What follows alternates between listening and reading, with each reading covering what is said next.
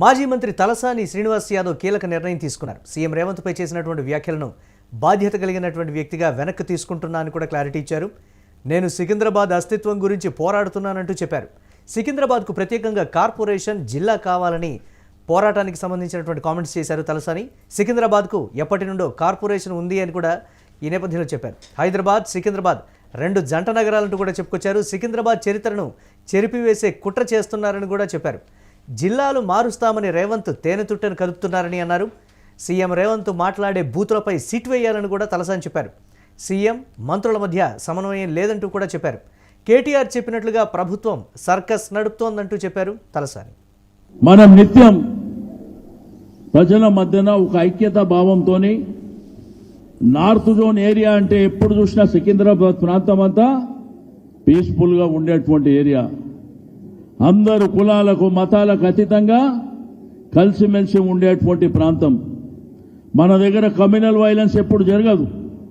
మనం అందరము చిన్నప్పటి నుంచి అన్ని మతాలను గౌరవించుకొని మరి పెరుగుతున్నటువంటి ప్రాంతాన్ని ఏదో నీ అబ్బ జాగిరైనట్టు నేను ముక్కలు చేస్తా అంటే నిన్ను ముక్కలు చేస్తాం బిడ్డ జాగ్రత్త అని చెప్పి నేను ఈ సందర్భంగా హెచ్చరిక చేస్తా ఉన్నాను.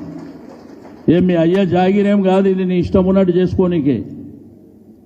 ఇది ప్రజాస్వామ్యం లోపల నైతికంగా ఇది ప్రజల యొక్క హక్కు. మనం నిత్యం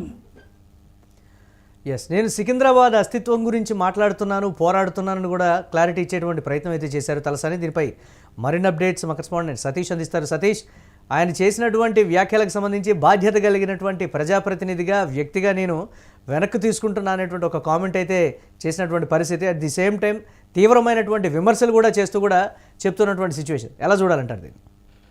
అయితే ముఖ్యంగా ఆయన ఆ కామెంట్స్ చేసిన తర్వాత మీడియా మిత్రులతో పెద్ద ఎత్తున ఆయన చిట్చాట్ చేశారు. దాంట్లో ముఖ్యంగా నేను ఏది మాట్లాడినా నా సొంత లాభాల కోసం మాట్లాడను, నేను సికింద్రాబాద్ అస్తిత్వం గురించి మాట్లాడుతున్నా. సికింద్రాబాద్ అనేది ఎప్పటి నుంచో కార్పొరేషన్ గా ఉంది, మేము ఇప్పటికే సికింద్రాబాద్ జిల్లా కావాలని పోరాటం చేస్తున్నాం. సో దీంట్లో ముఖ్యంగా నేను అంటే ఇప్పుడు ఏదైతే ఈ జిల్లాలకు సంబంధించిన పునర్విభజనలో ఈ దీనికి సంబంధించి హైదరాబాద్ అలాగే సికింద్రాబాద్ ఎప్పటి నుంచో జంట నగరాలుగా ఉన్నాయి. సో వీటిని విడగొట్టే ప్రయత్నం చేస్తున్నారంటూ కూడా ఆయన పెద్ద ఎత్తున మాట్లాడిన పరిస్థితి ఉంది. ఏదైతే ఆయన మాటలు అన్నారో, సో ఒక బాధ్యత గల పొజిషన్ లో ఉన్న ముఖ్యమంత్రిగా ఉన్నటువంటి ఆయనను నేను అది ఏదైతే మాటలు ఉన్నాయో అవన్నీ వెనుకకు తీసుకుంటున్నా, అపాలజీస్ కూడా అంటూ ఆయన ఈ చిట్చాట్ లో చెప్పారు. ముఖ్యంగా సీఎం రేవంత్ రెడ్డి మరి బూతులు మాట్లాడుతూ ఉన్నారు. ఏదైతే ఈ మధ్య కాలంలో ఒక సిట్టును ఏర్పాటు చేశారు, 12వ తారీఖు రోజు ఆ సిట్టును ఏర్పాటు చేశారు. సో ఆ సిట్టు ఏదైతే ఏర్పాటు చేశారో దాని మీద కాదు సిట్టు ఏర్పాటు చేయాల్సిందే, ఆయన బూతుల మీద కూడా ఒక సిట్టు ఏర్పాటు చేయాలంటూ కూడా ఆయన ఎద్దేవా చేశారు. జిల్లాల గురించి ఏదైతే జిల్లాల విభజన గురించి మాట్లాడుతూ, అలాగే ఈ జిల్లాల విభజన అనేది ఒక మనిషి కనుక ఆ జిల్లాల జోలికి వెళ్తే అంటే తేనెతెట్టెను ముట్టుకుంటే కనుక తేనెతెట్టెలో ఉన్నటువంటి అవన్నీ కూడా తేనెకు సంబంధించినటువంటి అవన్నీ పురుగులు ఎలా ఒక మనిషిని దాడి చేస్తాయో జిల్లాలను ముట్టుకుంటే కూడా నీ పైన అలా దాడి చేస్తారు అందరూ అంటూ కూడా ఆయన ఒక కామెంట్ అయితే చేసిన పరిస్థితి ఉంది. దాంతో ముఖ్యంగా హైదరాబాద్, సికింద్రాబాద్ కి సంబంధించి మేము ఎప్పుడు కూడా అంటే గతంలో కొన్ని ఏళ్ల నుంచి కూడా హైదరాబాద్, సికింద్రాబాద్ జంట నగరాలుగా ఏళ్ల నుంచి కూడా అంటే అన్ని మతాలకు సంబంధించి అందరం కలిసి మెలిసి ఉంటాము, అన్నదమ్ముల్లాగా ఉంటాము, మేము చాలా అన్యోన్యంగా ఉంటాము అని చెప్పుకుంటూనే దాంతో పాటు ఏదైతే ఈ మంత్రివర్గంలో వాళ్ళు సీఎం రేవంత్ రెడ్డికి మంత్రివర్గానికి ఎమ్మెల్యేలకి సమన్వయం లేదంటూ కూడా ఆయన అన్నారు. సో ముఖ్యంగా ఏదైతే దీనికి సంబంధించి సినిమా ఆటోగ్రఫీకి సంబంధించి కూడా ఆయన కీలక వ్యాఖ్యలు చేశారు. నేను గతంలో సినిమా ఆటోగ్రఫీ మంత్రిగా చేశాను, సినిమా ఇండస్ట్రీ పైన పెద్దగా అంటే ప్రభుత్వం అట్లాగే మంత్రి రోల్ కూడా పెద్దగా ఉండదు. సో అయినప్పటికీ నేనున్న సమయంలో ఎట్లాంటి ఇబ్బందులు అయితే కలగలేదు.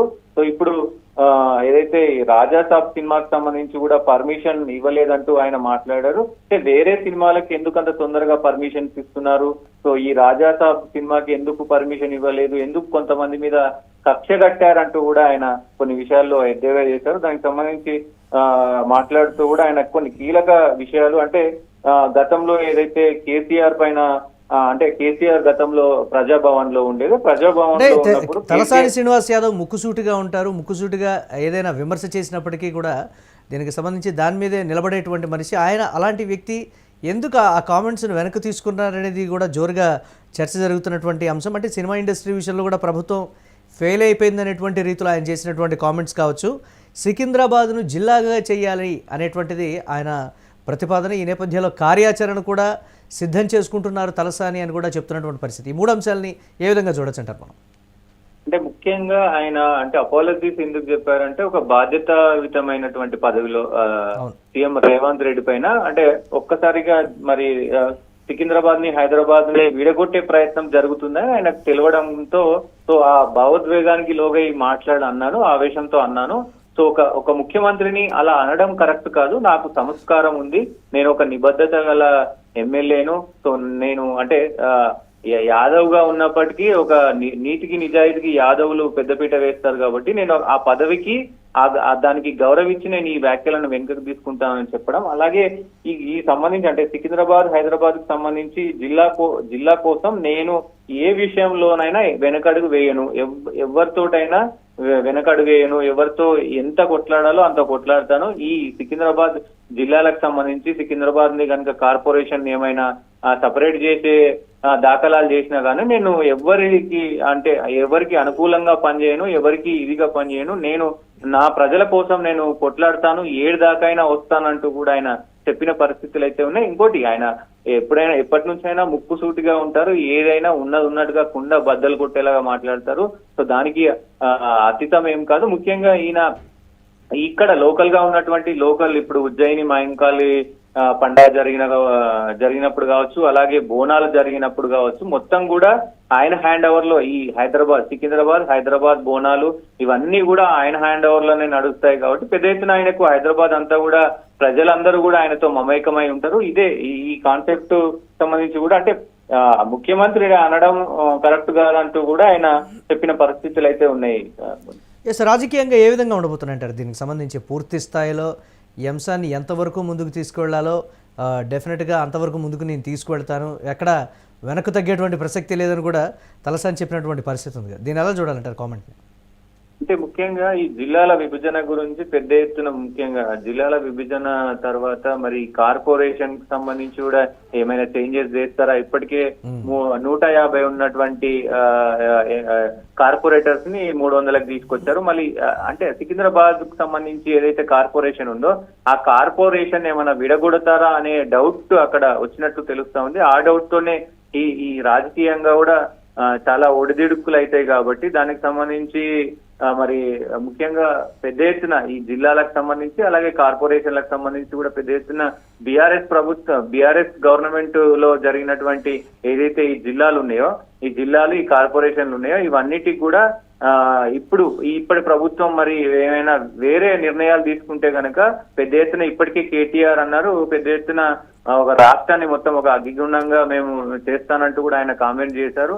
సో ఈ నేపథ్యంలో రాజకీయంగా ముఖ్యంగా ఏదైతే ఇప్పుడు మున్సిపల్ ఎన్నికలు రాబోతా ఉన్నాయి, దాని తర్వాత జిహెచ్ఎంసీ ఎన్నికలు రాబోతా ఉన్నాయి. ఆ తరుణంలోనే వీటన్నిటి కూడా ఒక ఊపందుకొచ్చే ప్రయత్నం అయితే జరుగుతా ఉంది. ఏదేమైనప్పటికీ రాజకీయంగా ఇది పెద్ద ఎత్తున ప్రజల్లోకి తీసుకెళ్లే ప్రయత్నం అయితే చేస్తా ఉన్నారు. రాజకీయంగా మేము అటు గవర్నమెంట్ కి సంబంధించి అంటే గవర్నమెంట్ మంత్రులు కావచ్చు, ఎమ్మెల్యేలు కావచ్చు, అటు రేవంత్ రెడ్డి కావచ్చు, మొత్తం కూడా అందరూ కూడా మేము శాస్త్రీయంగా చేస్తాము, ఒక అధికారికంగా అలాగే మాజీ ఏదైతే హైకోర్టు మెజిస్ట్రేటివ్స్ ఉంటారో అలాగే సుప్రీంకోర్టు మెజిస్ట్రేటివ్స్ ఉంటారో వీళ్ళందరితోటి చేస్తాము. సో మేము న్యాయబద్ధంగా చేస్తామని చెప్తున్నప్పటికీ మరి ఎందుకు బీఆర్ఎస్ గత ప్రభుత్వం ఎందుకు ఇట్లా చేస్తుంది అంటే వాళ్ళకి సమాధానాలు చెప్పనీకి సాకులు లేక మా పైన ఎందుకు ఇట్లాంటి ఎద్దేవా చేస్తున్నారన్నట్టు కూడా ఇటు ప్రభుత్వం అయితే ఆరోపిస్తుంది. బీఆర్ఎస్ కూడా ఒకవైపు అంటే ప్రజల వద్దకే పాలన తీసుకుపోయాం. ఇప్పుడు గతంలో ఏదైతే ఈ జిల్లాలకు సంబంధించి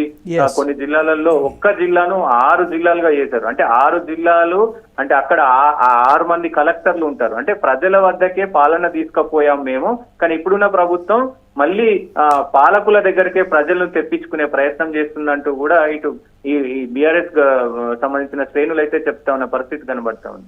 right, thanks for updates Satish. ఇక మాజీ మంత్రి తలసాని యాదవ్ కీలక నిర్ణయం తీసుకున్నారు. సీఎం రేవంత్ పై చేసినటువంటి వ్యాఖ్యలను బాధ్యత కలిగినటువంటి వ్యక్తిగా వెనక్కు తీసుకుంటున్నాను కూడా తలసాని చెప్పారు. నేను సికింద్రాబాద్ అస్తిత్వం గురించి పోరాడుతున్నానంటూ కూడా చెప్పారు. ఇక సికింద్రాబాద్కు ప్రత్యేకంగా కార్పొరేషన్ అలాగే జిల్లా కావాలని కూడా పోరాటం చేస్తానని అన్నారు. సికింద్రాబాద్కు ఎప్పటి నుంచో కార్పొరేషన్ ఉందని కూడా క్లారిటీ ఇచ్చారు. హైదరాబాద్ సికింద్రాబాద్ రెండు జంట నగరాలు అద్భుతంగా ఉంటాయని చెప్పారు. సికింద్రాబాద్ చరిత్రను చెరిపివేసేటువంటి కుట్ర జరుగుతోందని ఆరోపించారు తలసాని. జిల్లాలు మారుస్తామని రేవంత్ తేనెతుట్టను కదుపుతున్నారని కూడా ఈ నేపథ్యంలో హాట్ కామెంట్స్ చేశారు. సీఎం రేవంత్ మాట్లాడే బూతులపై కూడా సిట్ వేయాలంటూ తలసాని హాట్ కామెంట్స్ చేశారు. ప్రజల మధ్యన ఒక ఐక్యతా భావంతో నార్త్ జోన్ ఏరియా అంటే ఎప్పుడు చూసినా సికింద్రాబాద్ ప్రాంతం అంతా పీస్ఫుల్గా ఉండేటువంటి ఏరియా. అందరు కులాలకు మతాలకు అతీతంగా కలిసిమెలిసి ఉండేటువంటి ప్రాంతం. మన దగ్గర కమ్యూనల్ వైలెన్స్ ఎప్పుడు జరగదు. మనం అందరము చిన్నప్పటి నుంచి అన్ని మతాలను గౌరవించుకొని మరి పెరుగుతున్నటువంటి ప్రాంతాన్ని ఏదో నీ అబ్బ జాగిరైనట్టు నేను ముక్కలు చేస్తా అంటే నిన్ను ముక్కలు చేస్తాం బిడ్డ జాగ్రత్త అని చెప్పి నేను ఈ సందర్భంగా హెచ్చరిక చేస్తా ఉన్నాను. మీ అయ్య జాగిరేం కాదు, ఇది నీ ఇష్టం ఉన్నట్టు చేసుకోనికే. ఇది ప్రజాస్వామ్యం లోపల నైతికంగా ఇది ప్రజల యొక్క హక్కు.